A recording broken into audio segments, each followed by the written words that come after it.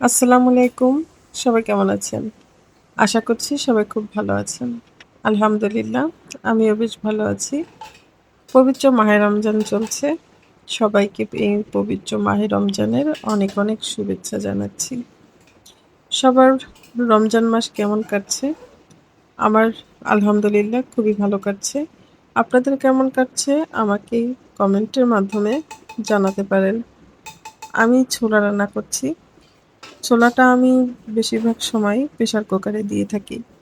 কেননা ছোলাটা সিদ্ধ হতে কিন্তু একটু বেশি সময় লাগে। প্রেসার কুকারে দিলে খুব তাড়াতাড়ি হয়, সময়টা বাঁচে।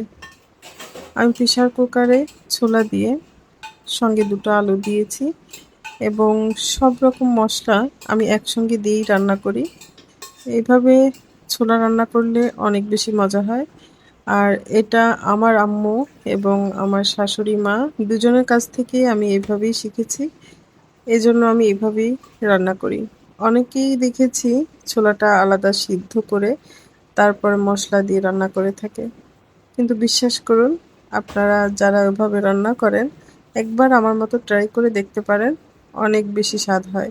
প্রেসার কুকার থেকে খুলে দেখলাম ছোলাটা সিদ্ধ হয়ে গিয়েছে। এবার ছোলাটাকে আমি কড়াইয়ে ঢেলে তারপর পানিটাকে টানিয়ে নিব। পানিটাকে শুকাতে, শুকাতে এর মধ্যে আমি একটু গরম মসলার গুঁড়ো দিব, ভাজা জিরার গুঁড়ো দিব, তারপর ধনিয়া পাতা দিব। ধনিয়া পাতা ছোলায় দিলে অনেক টেস্ট হয়।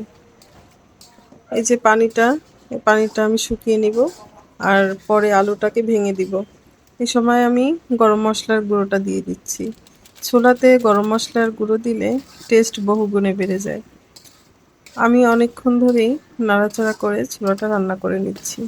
লবণটা টেস্ট করে নিয়েছিলাম, একটু কম হয়েছিল, তাই একটু দিয়ে দিলাম।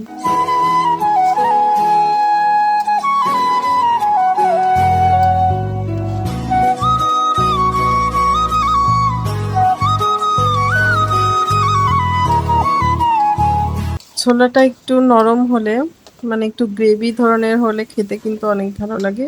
মুড়ি মাখালেও মজা হয়। যে যেমন পছন্দ করবেন সে পর্যায়ে নামিয়ে নিবেন। আমি কিন্তু একটু তেলটা ছেড়ে দিয়েছে, এমন নরম পর্যায়ে রাখবো। এ পর্যায়ে এসে আমি ধনিয়া পাতা দিয়ে দিলাম। একটু পরেই নামিয়ে নিব, তা নাহলে পরে ঠান্ডা হলে কিন্তু ছোলা আরও বেশি শক্ত হয়ে যায়। মানে গ্রেভিটা কমে যায়, তখন খেতে বেশি ভালো লাগবে না। এই যে দেখতে পাচ্ছেন একটু মাখা মাখা, এই মাখা মাখা ছোলাটা খেতেই কিন্তু অনেক বেশি টেস্ট হয়। আমার ছোলা রান্নাটা আপনাদের কাছে কেমন লাগলো আমাকে অবশ্যই জানাবেন।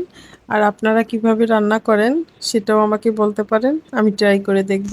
আল্লাহ হাফেজ।